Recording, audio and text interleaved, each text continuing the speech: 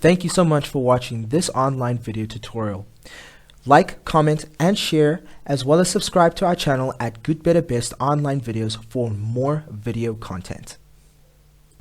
Alright, grade 9s, parallel circuits is the topic of learning today. Okay, we did do some series circuits last week. Okay, and we looked at how resistance works with a series circuit. We also looked at a voltmeter and how that is connected. Now, a voltmeter would be connected in parallel in a circuit, but now when it comes to a series circuit, an ammeter would be connected in series, which measures the current. Okay, a voltmeter would measure the energy in joules that is dissipated. Another word for voltage is also called potential difference. That word is introduced in grade 10. Okay, that word is introduced in grade 10, but for now we can still call it volts. They mean the same thing, potential difference, voltage, as well as a term called EMF.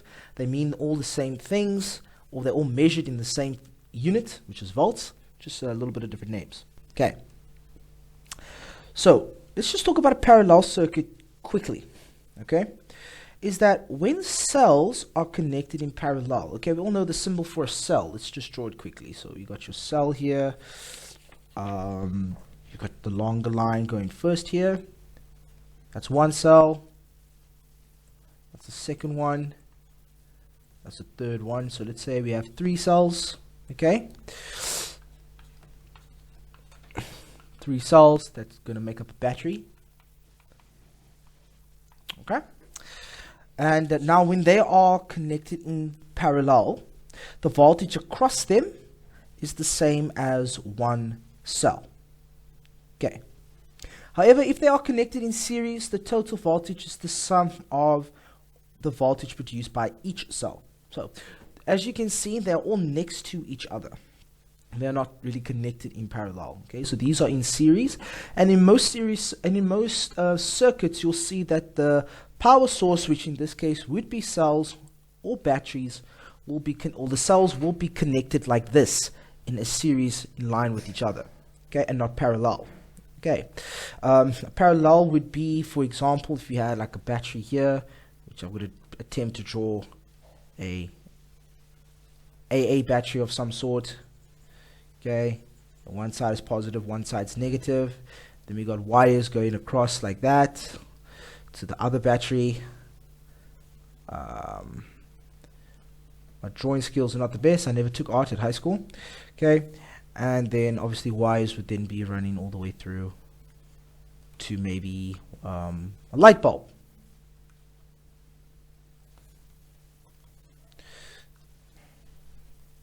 And the light bulb, yay. Okay, cool. So this would be an example. This little part here would be parallel connected cells. But in most circuit diagrams, they appear like you see over there. Okay. But if they were connected like this, the voltage across one cell would be the same as for all. So if this was 13 volts, or let's make it a bit of a smaller number, 5 volts, then the voltage across both of them would be 5. Okay, same for resistors.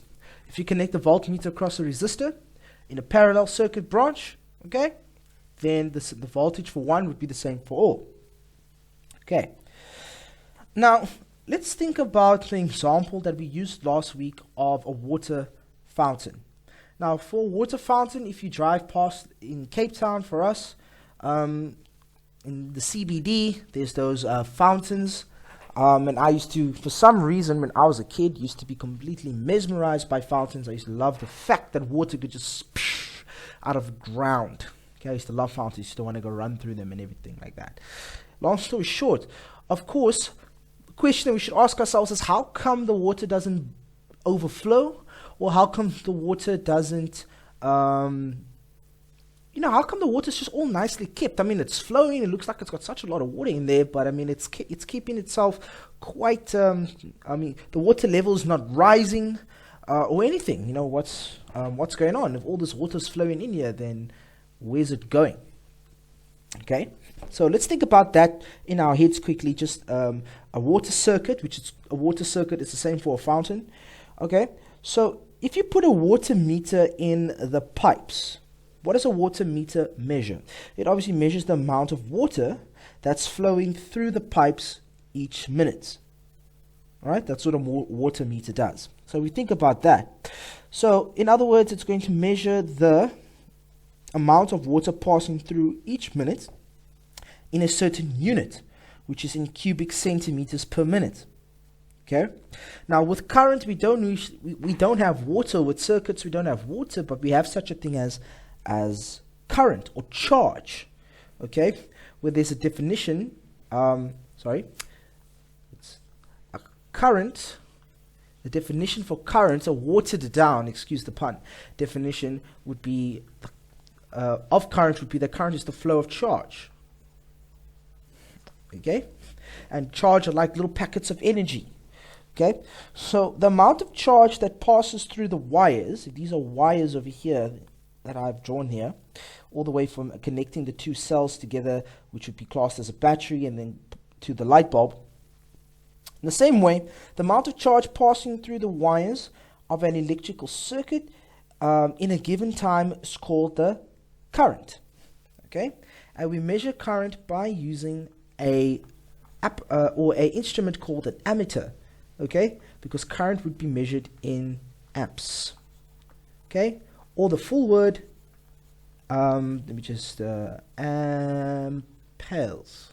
Am I spelling this right? I think I'm spelling it right. Yes, French, amperes. Right, so we just call it amps for short. And when we give a unit or value of current, we just give it by the value. So, example over here, 5. Or let's actually put it like this, 10 amps. So just 10 amps. Okay. So an ammeter is like your water meter, measuring water, cubic centimeters per minute. Ammeter measures your current, right, in coulombs per second, because it's the flow of charge. Okay. In physics, we use seconds. Okay. I don't know what I was thinking by putting this little, in Afrikaans, we call it a kappie on the E. Almost like a little hat. Should have been there. Okay, where was I? Okay, the current like I said, in an electrical circuit will be measured in amps. So the same way, think about the ammeter like a water meter measuring water.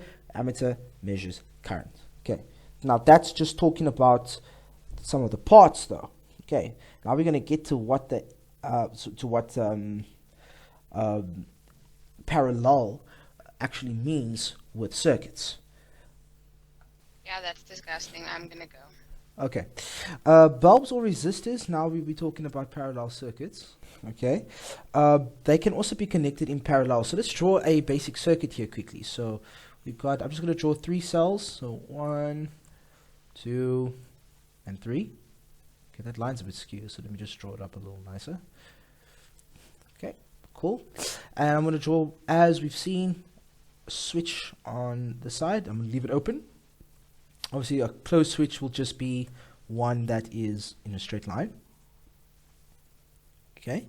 Now, bulbs or resistors can be connected in parallel. So what you'll see for now and possibly grade 10 is that you'll see there's an ammeter usually somewhere in the circuit here. So I'll put the ammeter there. And this ammeter, the way it is positioned, that's how it's denoted, by the way, with just an A. A voltmeter would be obviously with a V. Okay, but they are connected differently, so it's also easy to spot them, how they are connected. Okay, and then obviously we get to the part where it's going to become now a parallel circuit. Okay, so parallel circuits like this. Let's just draw bulbs first. This is the symbol for bulbs. Okay, all the way up here. Okay, this is very basic circuit, of 2 bulbs and the parallel branch being over here. Okay, it's parallel.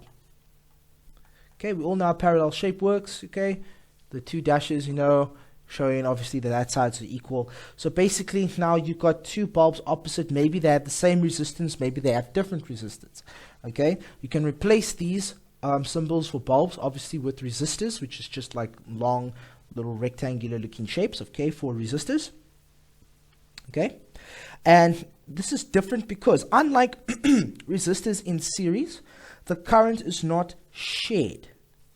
Okay, it's not shared, but it would be like the same. Okay, it's not shared.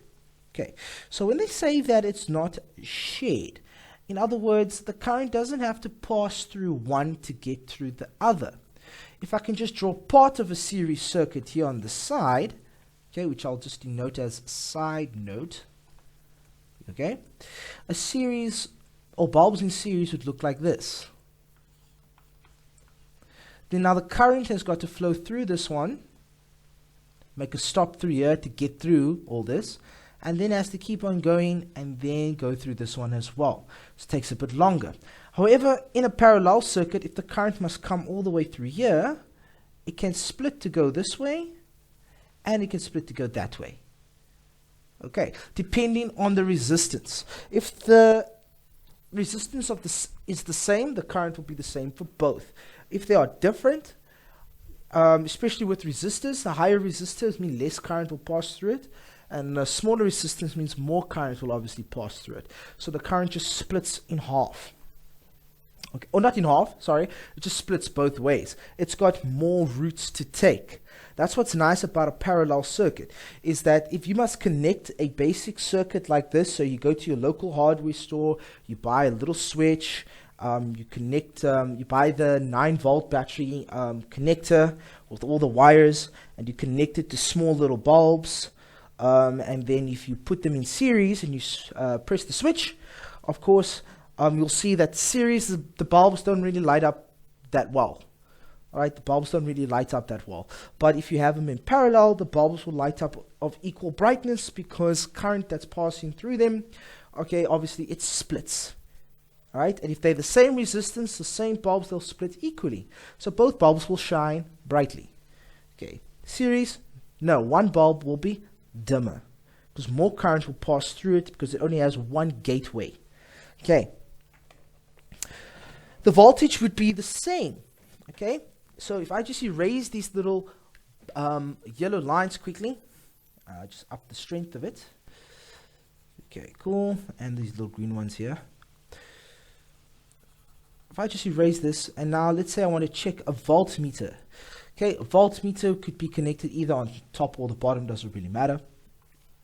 But now here's a voltmeter now, with a V in the middle, and it's now been connected here across this parallel branch. Okay, the voltage now is going to be the same across each resistor or each bulb. Okay, so current will also remain the same. Okay, if you've got a voltage for this branch, it's the same for bulb, for this bulb and that bulb, or this resistor, that resistor. In fact, for this one, I'm just going to go ahead and add in resistors instead of light bulbs. Resistors are a little bit better to work with, which is just that was a little too long. So there we go. Resistor 1, there we go. Resistor 2. Okay, they'll be the same. Current will be the same for both of them across that branch.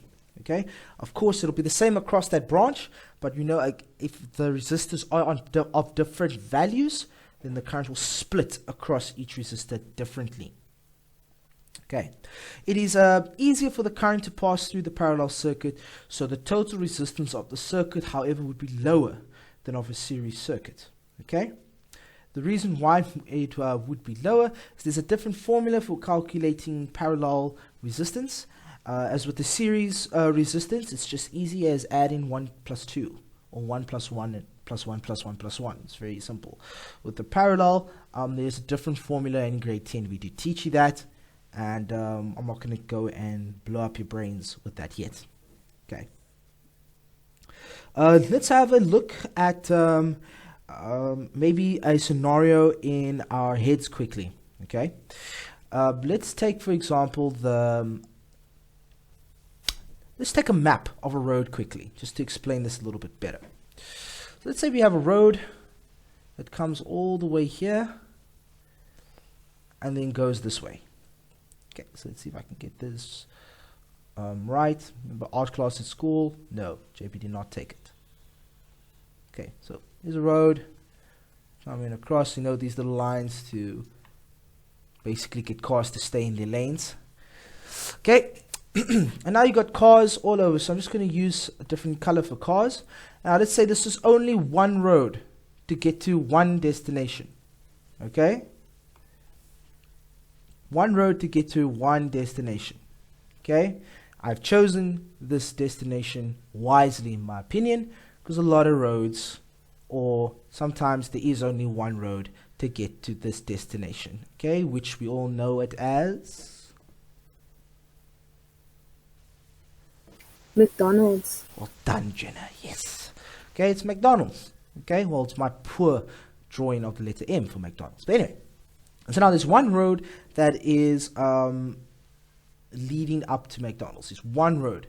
Okay, only one road, and now everybody in maybe a specific area is, which I'm going to use X to denote them as cars, okay, is all on this one road to get to McDonald's.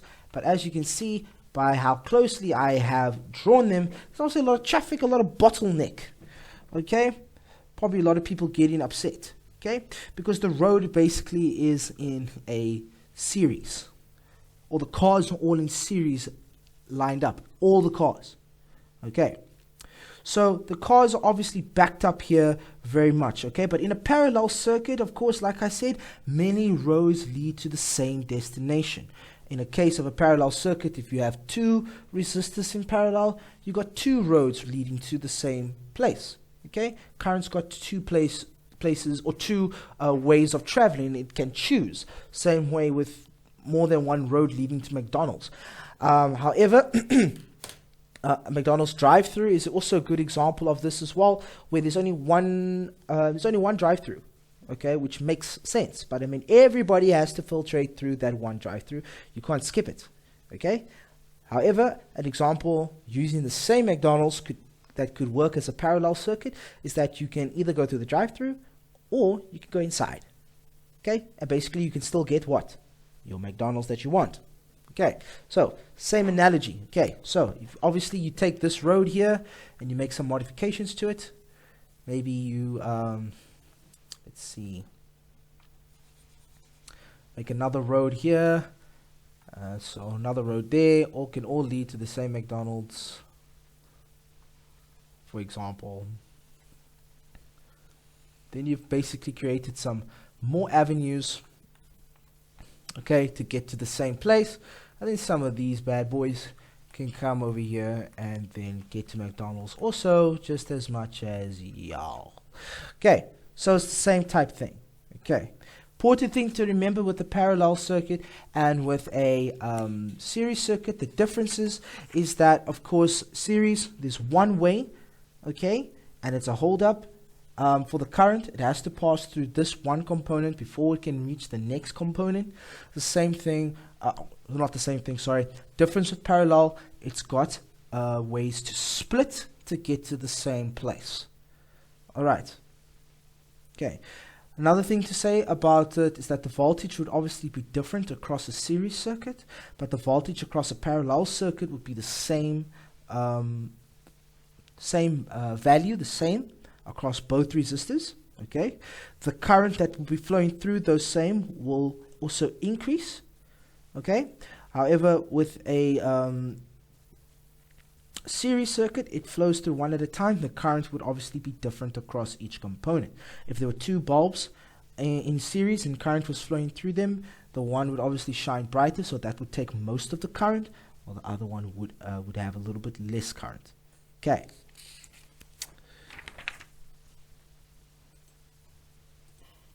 Okay, so all parallel resistors have the same voltage across them, just to remind you all, but the current from a battery will increase with each parallel resistor added. Okay, now something worth mentioning is that all modern houses will have the lighting system connected in parallel. Okay, so that could be a general knowledge question in the exam. Okay, so let's just take that down. All modern houses will have a lighting system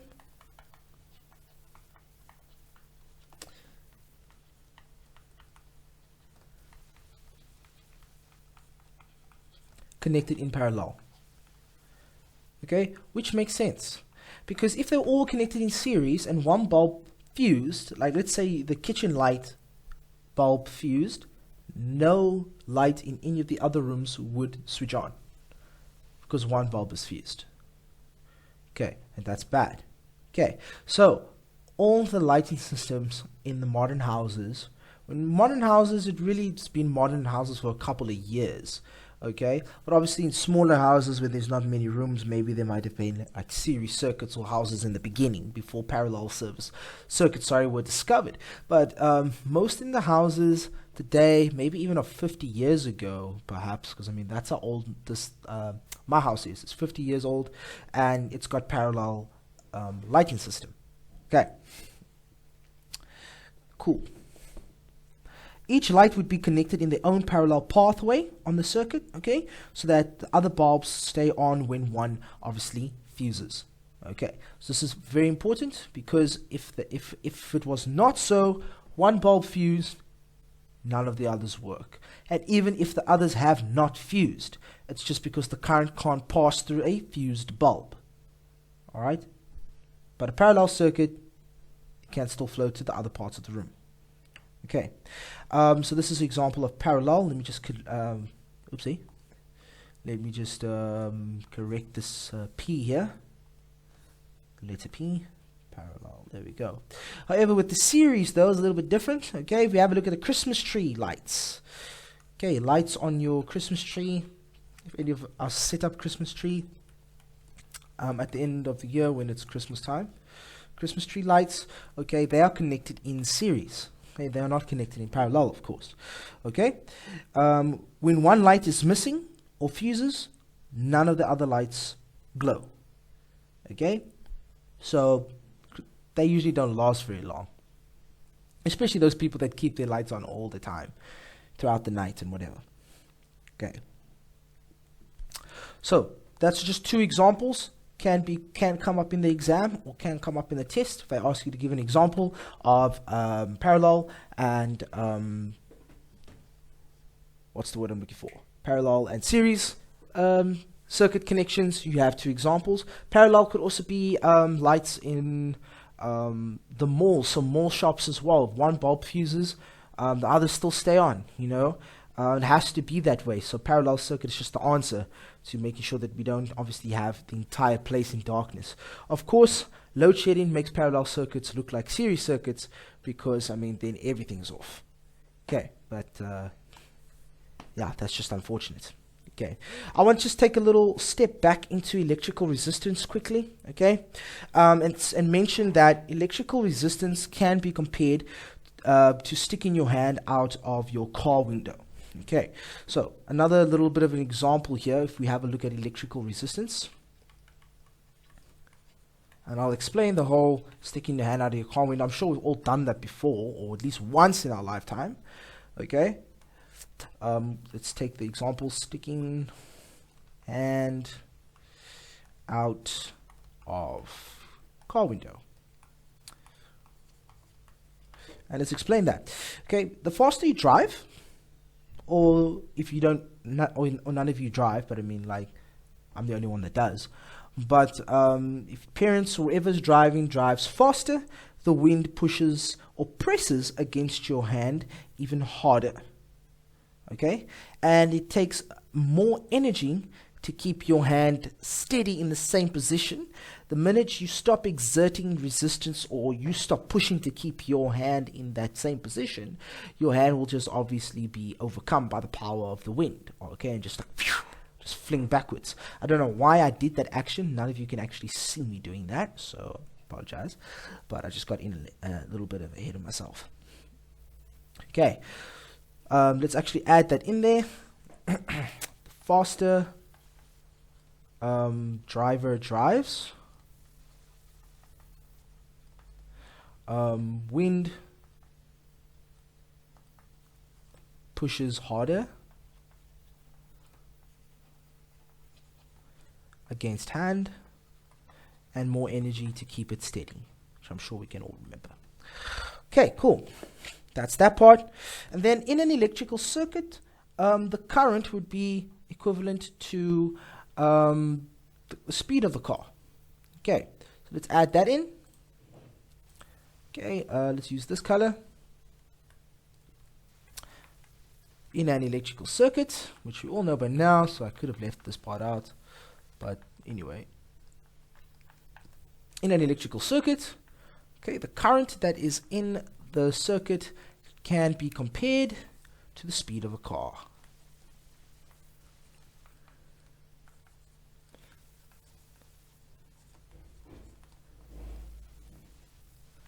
Okay, how and why? Okay, first of all, in the resistance part, you got your hand that's against the wind. That would be a resistance, and the energy to hold it still would be considered the voltage.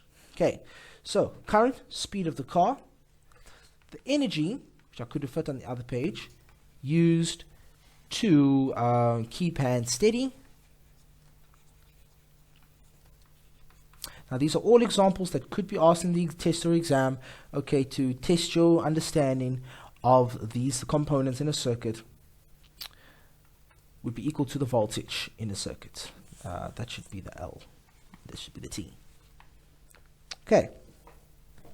Very important terms. Okay. Very important examples. We must know them. We must remember them. Okay. Now, resistors are used to step up or either lower the voltage at different points in a circuit. Okay. Either step up, strong resistance, lower, low resistance. Okay, resistors are manufactured to have accurate resistances to control the current that flows through them, and this is important because without resistors there's obviously too much current. Okay, that's a little bit of revision. I have mentioned that before. This uses blue color here. Okay, a little bit of revision note here. Without resistance,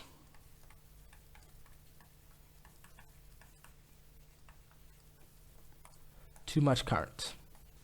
We don't want too much current because things go kaboom. Oh, wrote that word twice. Okay, there's too much current. Okay, and that could cause obviously damage to your appliances by either blowing up or them malfunctioning, catching on fire, or most probably, I don't know, as a result of the explosion or maybe of them setting on fire, could obviously cause some serious injury to you if you're working with them, or of course could maybe trip or mess up the entire electrical wiring system or lighting system or just electrical circuit in your entire house, in which case you're going to have to get an electrician in to sort everything out. Okay, a little bit of a story here. I had a sandwich presser that I used to love using. Instead of it, the brand was called, instead of a sandwich, it was called a Snackwich. Okay. However, one of the cord got too close to the actual presser, and obviously, what happens to the sandwiches inside a sandwich presser? Obviously, it heats up, it toasts, it gets hot. So the wires or the plastic covering around the wires melted, and basically, what happened is that electricity shot out. My mother was standing right in front of where it shot out, and it didn't hit her, thank God. I jumped up to make sure she was okay, but I saw electricity sparks fly out. The whole house tripped. So the whole house, it was early winter morning, so it was very dark at 7 o'clock. Obviously, whole lighting system tripped in the house. The earth leakage tripped on the circuit board. And the Snackwich thing didn't work anymore. All the wires and everything was damaged. Luckily, my nothing blew in my house on my house circuit board. So when I switched all the knobs back on the little circuit board there, of course, everything was fine. Okay, all the lights went on back again, and my mom was undamaged. But it just shows you how dangerous something can go wrong with an appliance. I mean, that was as a result of negligence. Okay, but of course there was too much current that was being released there, of course, and something bad could have happened, explosion or current actually shooting out at you and electrocuting you. So thank God that didn't happen. Small story, not that bad.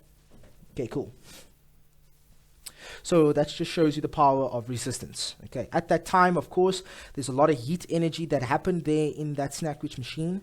So the wire, or the resistance that was in the wire, was obviously not enough to hold off the current at the amount of heat energy that was passing through it. And so, yeah, something dangerous, or not something dangerous rather, but could have caused serious injury as a result. Okay. So that is very important, and obviously the important role that resistors play in circuits. Okay. Even more importantly, believe it or not, resistors are vital to control current in microcircuits, so small circuits, such as circuits in computers, okay, the very computers that we use, laptops included, as well as cell phones or smartphones. There is resistors in there as well as other microchips, which can be in other technological appliances. There has to be resistance in there as well. Okay. Sweet.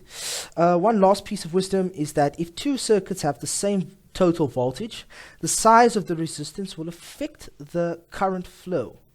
Okay, the one with the greater resistance will have smaller current, okay, which makes sense. If there's a large resistance, the current will be smaller or lower. If there is a small resistance, the current that flows through that circuit will obviously be bigger. That's quite intuitive and not that hard to understand. We can use many examples to kind of combat or kind of make us understand that a little bit better. Okay, cool. Thank you, grade 9s, for joining me this evening. That's all for our session this evening, and we will look forward to seeing you in the next one. Please don't forget to like and share this video, as well as subscribe to our YouTube channel, Good Better Best, and we will have some more videos loaded there for you to learn from as well as enjoy.